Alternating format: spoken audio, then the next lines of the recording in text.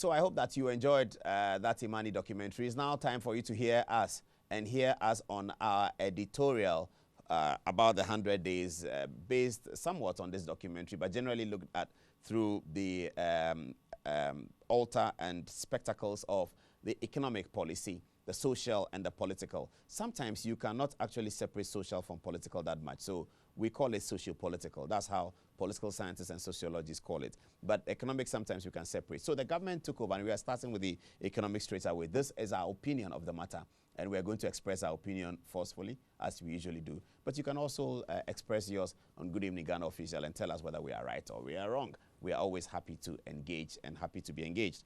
Now, the economic policy first. So the government took over in January, and the basic fundamental measurements of our economy that affects our lifestyles are the rate of our currency. The rate of our currency, the cedi, the cedi's exchange rates to the international currencies, especially the dollar. Now, why is that important? That's important because we have become a society that imports everything. So when people are importing, the things that they buy from overseas and bring here for us to consume, those things are paid for in dollars. They are not paid for in cedis. So you go to Malaysia, you go to China, you go to India, you go to Burkina Faso to go and buy tomatoes. You go everywhere. The dollar is the basic exchange rate for it. So if 10 cedis is equivalent to $20, you will have to go and purchase, use 10 cedis to, if $20 cedis is equivalent to $10, you would have to have 20 cedis for the dollar. That's finance minister next to me. If you go and buy the products with 20 cedis, which is $10, and you come back and you sell the products and you sell it at a profit of maybe 10%. So you get two cedis on the 20 cedis. And you're going back to buy because it's a consumable, so it gets finished. So you have to replenish. So when you are going to buy again, and for the same $10, you now need 40 cedis. When you come back, you increase the price of the commodity because you have to make your margins. Otherwise, you're going to go out of business. So if the cedi is not stable, the currency is not stable, it becomes a very important denominator in how our lives become. So since January, let's have a look at, after the 100 days, what has happened. And we must have heard Dr. Baumia talk about it in the town hall meeting that was organized by Joy News. And he was clear, and everyone does know, that the cedi rate to the dollar has come down significantly. That means the cedi has appreciated against the dollar, and so you need less cedis now to buy a certain amount of dollar, and you can plan with that, and you can stabilize that. And since then, there's been some stability, which is essentially good for business. What that means is that prices will not go up significantly, and that also triggers a certain characterization of inflation. We'll talk about inflation in a bit. So in terms of the cedi, the management of the currency, after the 100 days, we shall pass the government correct, shouldn't we?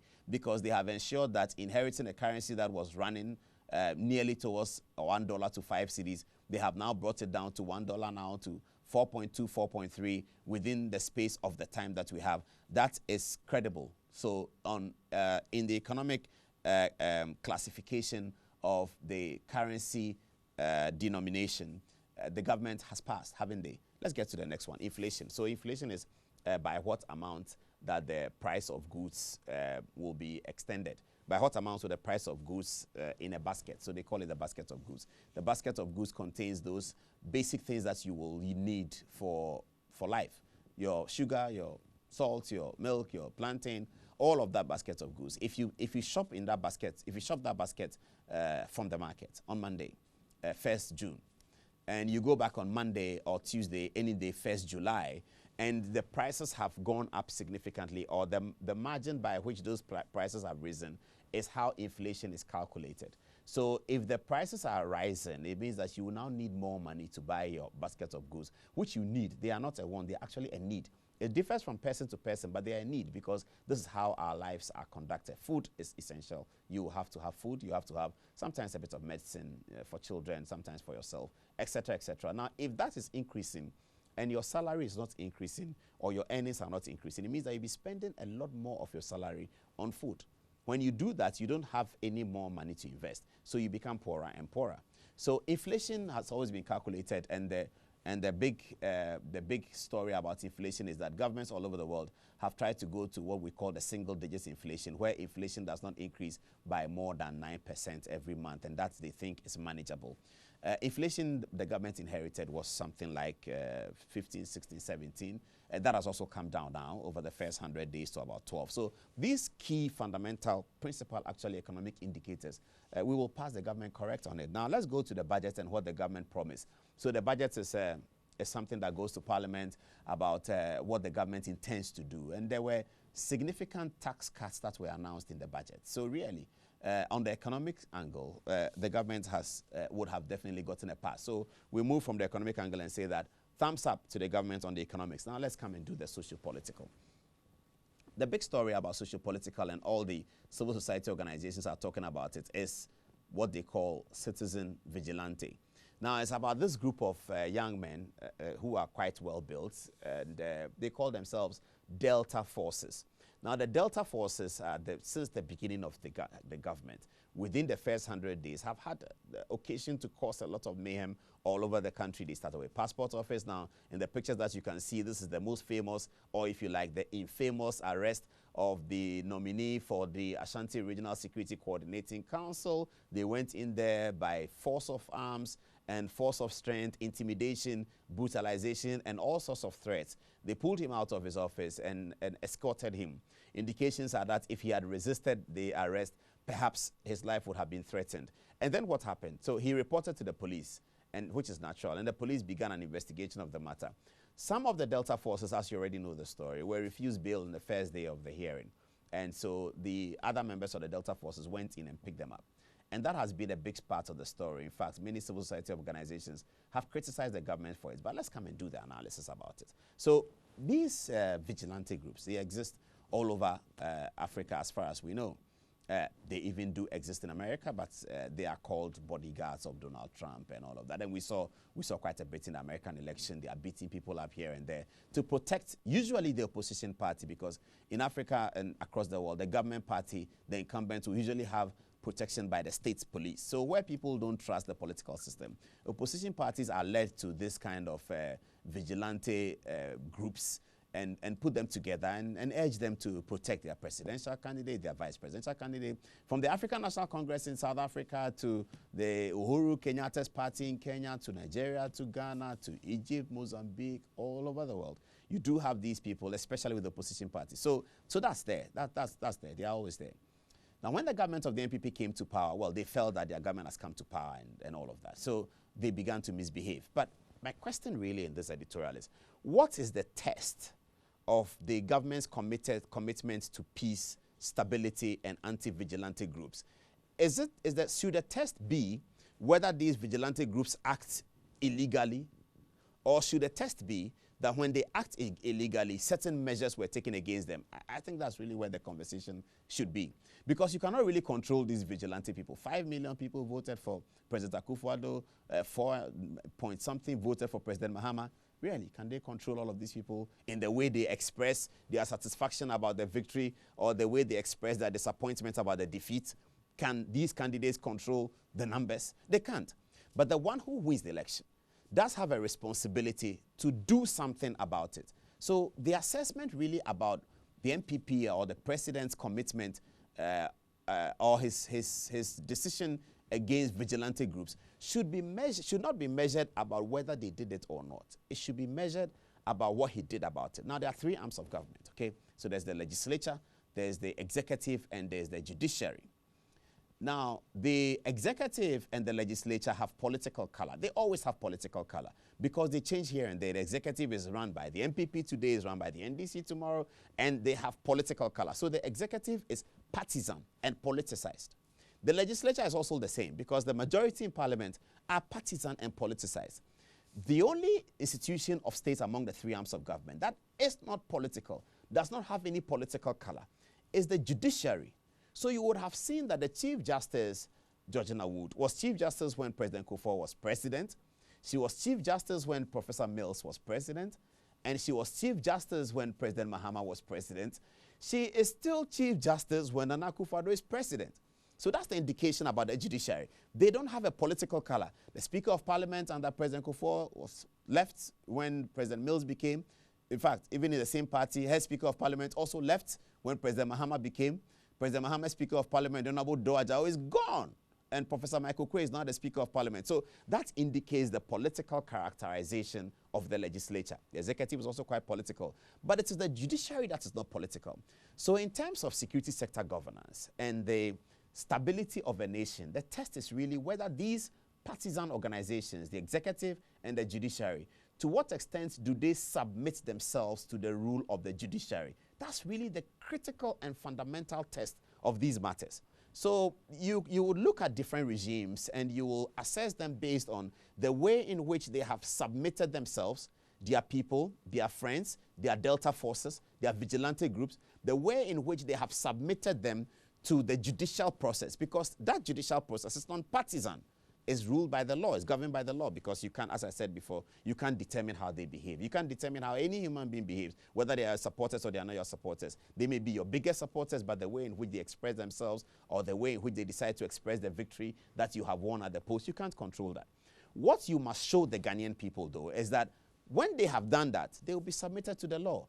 So on that score, I will still score the government high, because we have seen in this country where people have done certain things, they have not been submitted to the law. The law has had to find them and bring them before the court. And when they have been brought before the court and they have been in prison, things have happened. I'm talking all the way from 1992. I'm not referring to the Muntie 3 matter at all, because that's recent. There are many examples that we can go through from 92, 96, from 2001, all the time. What happened here is completely quite different. So the Delta forces, then after doing the mayhem and the bizarre matter, submitted themselves, surrendered themselves back to the court. So they went to court and they were fined for the offense, and the trial is still proceeding and they have been granted bail. We are all watching eagerly how the trial goes and see whether we will find the political influence from the executive in there.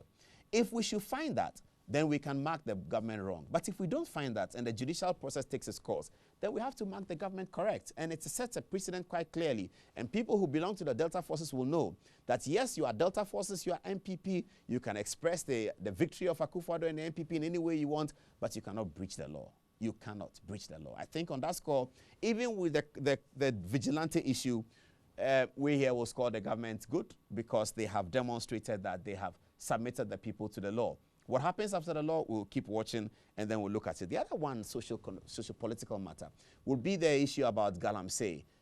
Illegal mining, as we call it. There's a threat from those who are engaged in the business that it is their livelihood, and they have spoken through as high-level personalities as their members of parliament.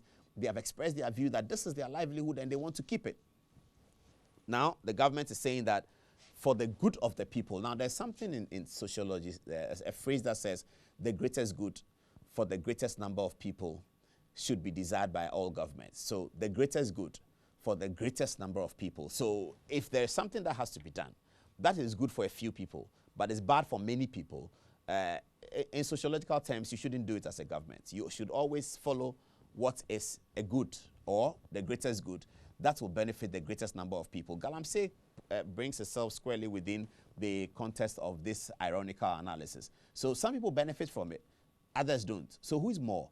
Now, the point is that it's destroying environment, it's destroying cocoa farms, it's destroying everything. And so the government has taken a very strong position on it. We are still waiting for the final day where Galamsey should stop. I think it's coming sometime this week, where the Minister of Lands has issued a ban on Galamsey, from which point it will become illegal. They'll be arrested, they'll go to the police, and etc., etc. So in terms of the government's firm commitment to removing this long-standing vice within the community, perhaps there again, we can score them a full marks. Now, let's get to another matter, which is also part of the political.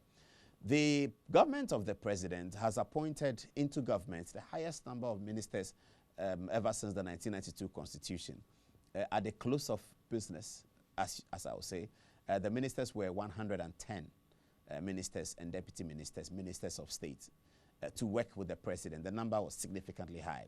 Now, if you remember, we had an editorial on this program where we had questions for the information minister in terms of how the government was going to manage this. Immediately, people were concerned about the purse. People were concerned about how much money will be spent on 110 ministers. Well, the president had occasion to speak about this, and he said that he has given the ministers the opportunity to work.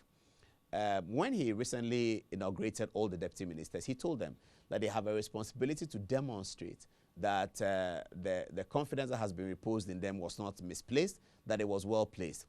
In this matter, it's difficult to talk about whether it's right or it's wrong. I think that it is time that will tell in terms of the decision. Immediately, there's a worry that this is the highest number of ministers, yes. But going forward, we will have to find out whether this was prudent, whether this worked, whether it grew the economy or not. So that assessment we cannot make now because the decision the president has taken, you see. So we can't change the decision. Parliament couldn't change the decision. But the executive has a mandate, and he has received the mandate from the people. He would have to prosecute the mandate in a certain way, in a way that will allow him to renew his own mandate or to renew the mandate of his party. So he's throwing himself in that risk. And it was important that he spoke to the people. Again, responsibility, communication, and accountability. Soon after that, he granted an interview to the state broadcaster, Ghana Broadcasting Corporation, the state television, GTV, in which he spoke about the reason why he has done that. He says he wants a lot achieved, and he wants it achieved quickly, and so he thought he needed more hands. Let's see what happens after 1 year, after 2 years, whether these 110 ministers have paid dividends or not. If they have, thumbs up to him. If they haven't, he'll have to answer to the people. So that's not really something that we can talk about. But in terms of the political, we will score the president very high marks for what happened today. This is just after the 100 days. And this is the first time it's happening. The cordiality and the humility that he expressed by calling over to the Flagstaff House all former presidents who came to see him, and they had a meeting, and they were treated like former presidents. I think that the country's development and democracy has moved another step with this development. It's never happened in the history. There's been opportunities for it to happen, but it hasn't happened. When President Rawlings became, well, at the time President Rawlings became, there was no former president. But when President Kufuor became, there was a lot of concern about the relationship between President Kufuor and President Rawlings. It was all over the place, said this and that and that. When Professor Mills became, it was said that there was concern between Professor Mills and J.J. Rawlings, and Mr. Kufuor was never given the opportunity. He wanted an office. It was taken from him. Cars were taken from him, etc., etc. He was not treated like a former president, and he complained about it. Now, that's a beautiful photograph in there. President Mahama and President Akufo-Addo, Chief of Staff Remo Opare in the background, the security personnel and Deputy Chief of Staff John Abdullahi Jinapo in there, having a chat this morning in the corridors of power. This is really the corridors of power. One president on the left, the current president on the right, having such a hearty chat. Now, we have to say that President Akufo-Addo has taken the democratic credentials of this country another step forward. This is not something that we have seen, but today he has achieved it. He has brought together all the former presidents, and he's spoken with them, even if it's behind closed doors, and he's engaged with them. And we are happy that all the former presidents accepted the invitation, and that means that they have a cordial relationship. If our former president and our current president are having such a good relationship, it augurs well for the development, the stability, and the peace of Ghana. A lot of Ghanaians can confidently say that we are now arriving at the table of democratic countries, and we can compare ourselves, not just in Africa, but we can go beyond that. For that reason, and for what the president did today, we think that altogether in the 100 days, the vigilante has been submitted to court. The economy, the indicators are great. In politics, he has shown to be a genuine leader with a big heart, talking to former presidents. Still a lot of time to cover for us to see what he will do. But what he's done now, we think that from Good Evening Ghana and from our editorial, thumbs up to President Akufo-Addo is 8/10. This Ghana will be defined by integrity, sovereignty, a common ethos, discipline, and shared values. It is one where we aim to be masters of our own destiny, where we mobilize our own resources for the future, breaking the shackles of the Gottesberg colonial economy and the mindset of dependency, bailouts, and extraction. It is a Ghana beyond aid.